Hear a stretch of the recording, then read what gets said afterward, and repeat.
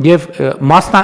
մասնագետների պակաս ունենք, մարդկային ռեսուրսի, իմացությամբ մարդկային ռեսուրսի պակասի խնդիր ունենք։ Ու չեք, սրա մասին ընդունված չի մեզանում, ոնց կարա տենց բանը լինի։ Այսինքն ես բա մենք հրաժարվում ենք մեր պատմությունից, բա մենք այս 3000 տարվա մեջ ուրեմն պետք է գնանք հազար ներողություն Էստոնիային հարցնենք, թե մենք ոնց թվային անանք, մենք իրանք որտեղ էին, որ մենք մեր բաներով, տառերով թվեր էին գրում եւ լսեք, էսա մենք միջև չառերեսվենք սրան, մենք չի ստացվելու մեր մոտ ոչ մի բան։ Մենք չենք խոստովանում, որ Հայաստանում շատ խնդիրներ չեն լուծվում, որովհետեւ մենք չգիտենք խնդիրների լուծումը։ Ավելին, մենք շատ դեպքերում չգիտենք խնդրի պարամետրը, խնդիրը գիտենք։